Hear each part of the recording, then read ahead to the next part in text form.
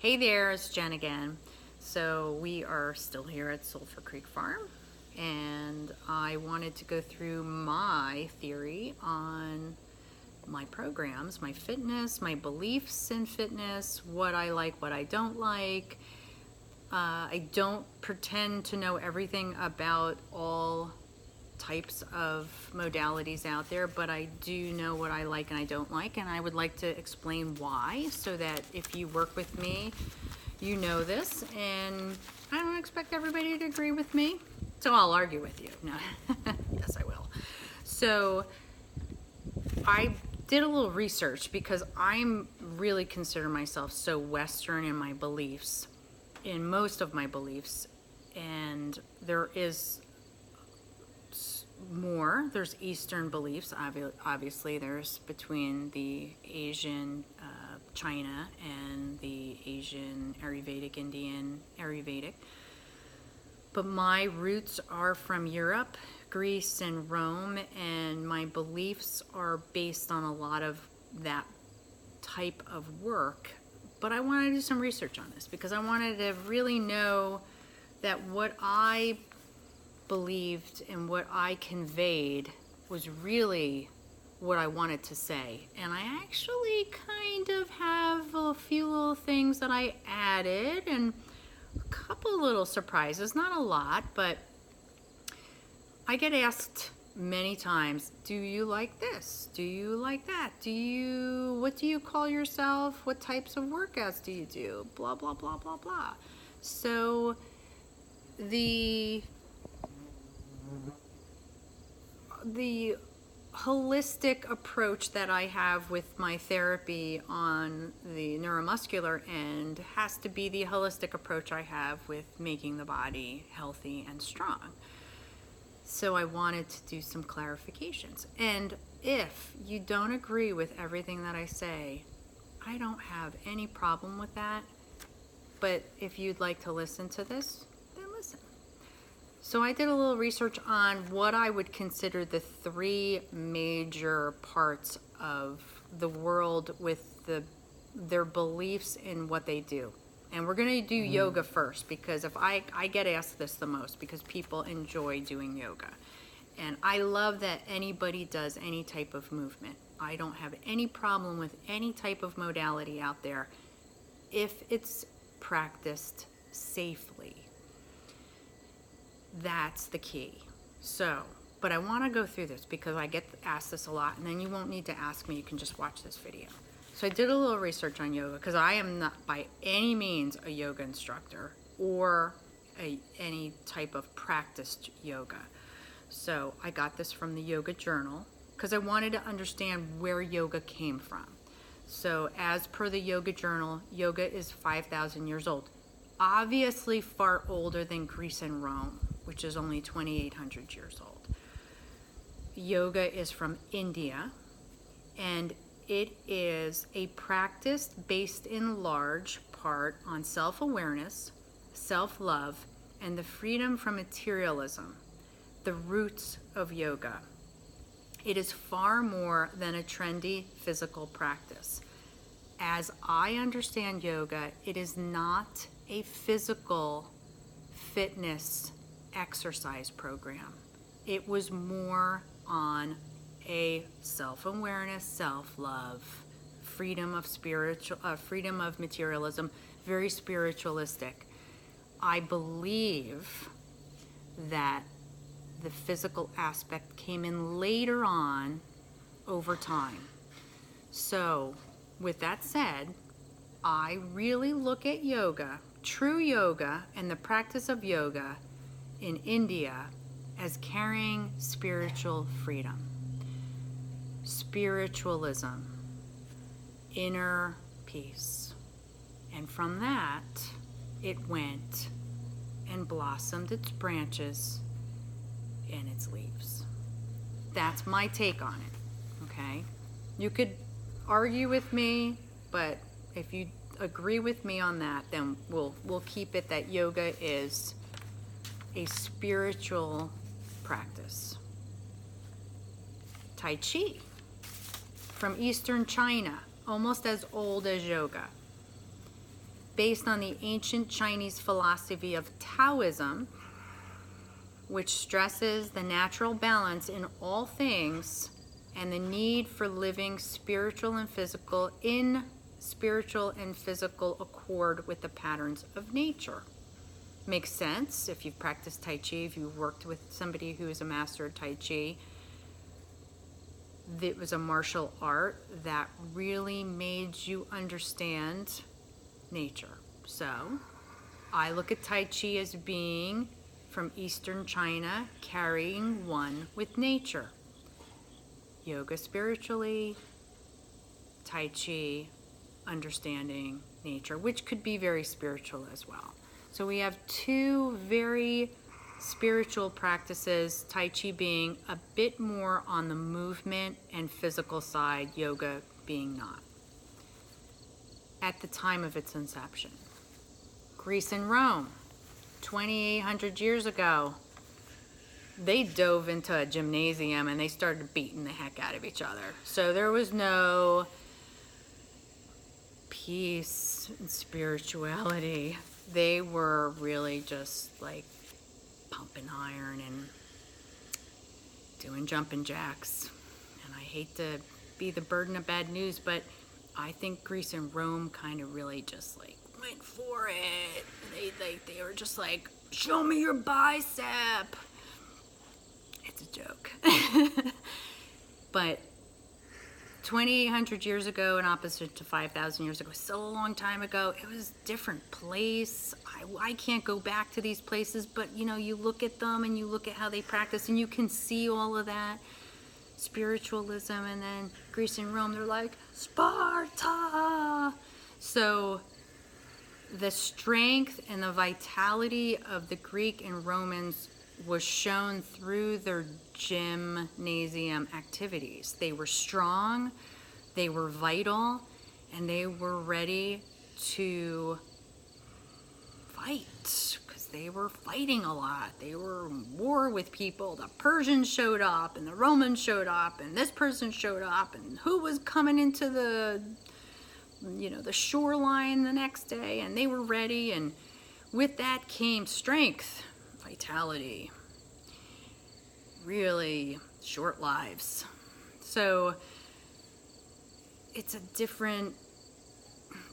way different philosophy, and I'm kind of a little bit about that. So my person has been get strong and vital so that you can kick butt when you get your butt kicked by anything. And so I don't know how much more to say about that. So that was kind of like how do I entertain that spiritual? There wasn't really any. There was the Oracle of Delphi, but that you had to make an appointment with her, and then she told you what she wanted to tell you when you asked her the question. So I don't know how spiritual that was. So yeah, so that's where we're going to end it. So we're just going to say the Greek and the Romans were just like physically fit. All right. So with that said, though, I'm going to pull it all together. So then I went and I did some research on fitness. Because I said, everybody wants fitness, whether they're doing a fitness-based yoga with spirituality or a fitness-based Tai Chi with spirituality or Western pumping iron. We all are trying to stay fit, healthy, look younger, healthier into our older years, and not get sick with anything that's going to make us ill and die that way. We want to push through to the very end and really stay strong. So there's 5 components that they break fitness down to, and I'm adding a 6th because I believe that 6 is the magic number. So the 5 components of fitness in European Western work is number 1, cardiovascular endurance. Yay! You run, you bike, you chase chickens, whatever you have to do, you get your heart rate up. It's the ability for the heart and the lungs to work together so that they can provide oxygen under a workload to fuel the body. So it's oxygenated body. And I probably would say that European Western modalities are going to be much more, the marathons and, that was Greek and Rome stuff. And, now you might have yogas and martial arts that do that now, that really get into aerobic capacity. But, that they blossomed into that. But I think from the get-go, the Greeks and the Romans really nailed that down. They were about endurance. Number 2, muscular strength. So muscular strength is going to be just the amount of force a muscle can perform, so how strong it could be. And of course we know that the Greek and Romans were the strongest people in the world. I think they may still be. So we're not going to go there. So we're just going to leave that one where it is. So that belongs to the Western world. So muscular endurance is still anaerobic. It's creating muscle strength with continuous without failing. So doing something with weights for long periods of time. Could be anything. I mean, just going outside and looking at chopping wood and throwing logs around, or moving stones, and so you have a weight and you're moving and that's muscular endurance, and that's your 3rd. Your 4th is flexibility, which is the ability for the joints to move through proper range of motion. And then we can go, then all of them work together, all aspects of Eastern and Western. They consider body composition one of the key elements to fitness, and I agree. Body composition, obviously somebody who is really overweight and has a high body fat composition is not going to be the epitome of health, and somebody on the opposite end isn't going to be either. So there's a nice balance in there. And the 6th, the one that I add, is mental and spiritual connection. Because even if you were prepping to defend yourself against an enemy that was coming in to destroy your homeland, there has to be mental and spiritual preparation for that. First of all, you have to mentally be able to be prepared for that to happen, so that you don't overreact. And we can go into this so many different directions. We'll leave it at that. But spiritually, you have to have the ability to know that you could lose, and you could lose everything. So there has to be a spiritual connection within yourself, that if you're running a race and you're competing against somebody, that you're doing it for specific reasons, and there could be a win or a loss, and you have to have that spirituality. So with that, we're going to get into my programs. So my programs encompass a lot of the aspects of that. So what I've done with physiogenesis and physio architecture is I work off of Tom Myers anatomy trains, myofascial meridians of the body, which are movement trains, front line, back line, lateral lines, superficially, the deep front line, the arm lines, superficial and deep, and the spiral line and the functional line. So those are a very intricate part of the first 2 years of my programming, with all of my the programs that I run, and then continuously. We're going to discuss those on the website in more in depth. And then we do go into postural and phasic muscle, fast twitch versus slow twitch muscle, which is a Vladimir Janda principle of understanding joint stability and the balance of joints. And then concentric, eccentric, isotonic, isometric. So getting back into those Eastern and Western modalities, I don't not agree with any of them. What I don't agree with is bad instruction and lack of education. And I don't care if you were certified or you weren't certified. If you don't understand anatomy and physiology and the understanding of these basic principles and balancing a body and not creating overuse injuries, then you're not a good instructor, and you need to go back and re-educate yourself. And that's what I get angry about, is that people don't continue their education. I don't pretend that I went to every certification program there was out there, but I am constantly re-educating myself and educating myself on different aspects. And I actually became certified to teach other therapists and instructors. So I create my own educational programs, and it helps me even become better at what I do because I am teaching other people. So important to move forward and progress constantly. This year, we're going to be launching into the 4th year of the specific programming that I'm doing, the more Western-based programming, and we're going to be doing specific isolations for weakness analysis. So we'll be going through the muscles of all of the anatomy trains and understanding their postural or phasic position in the body, and then I'll be creating independent, isolated programming for my clients so that when they do an analysis with me, I can give them more physical rehabilitative exercises on the website, which is going to be very cool. Nice encyclopedia of exercises and flexibility and understanding with perpetuating factors that can happen to you daily.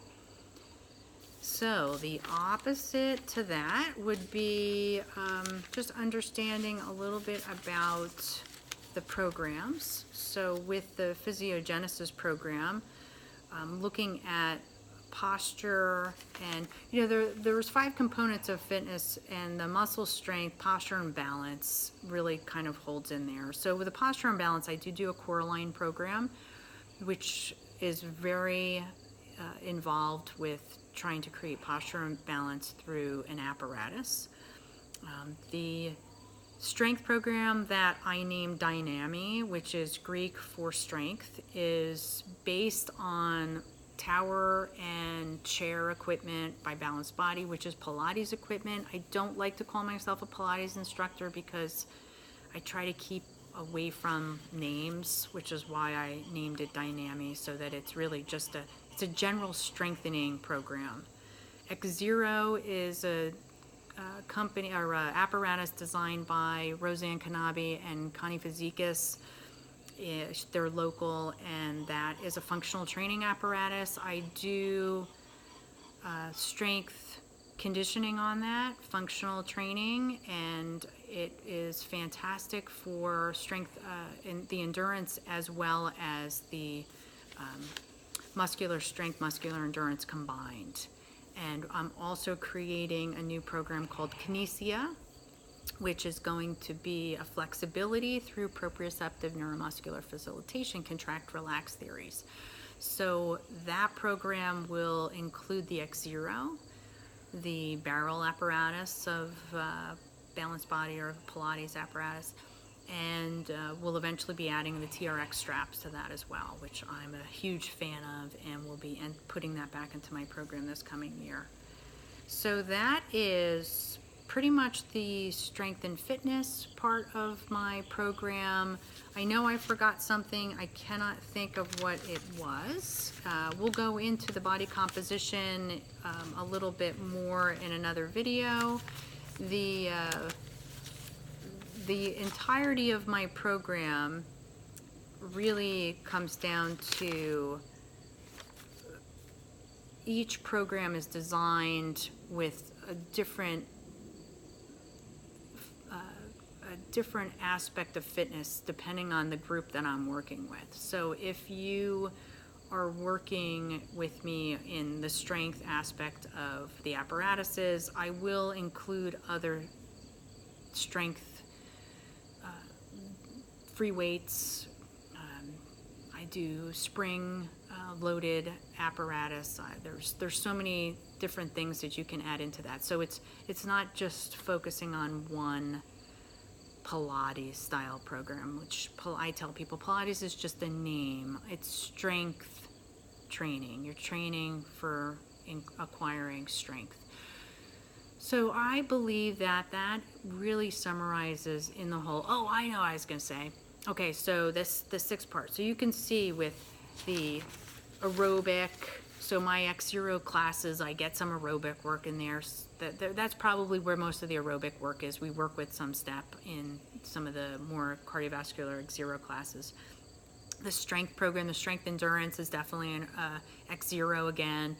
The muscular strength is absolutely the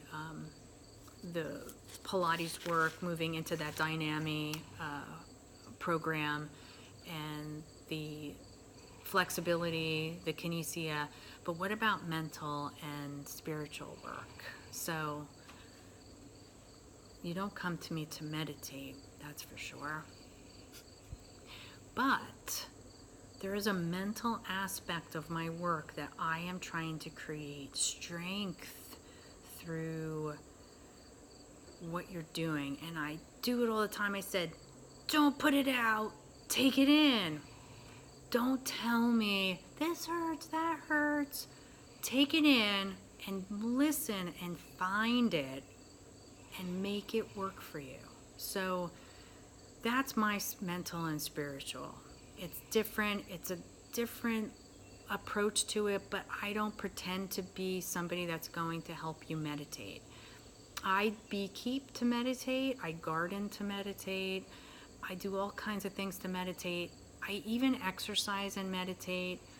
But when you're in a classroom with me, you can't meditate. You have to pay attention to me. You have to listen.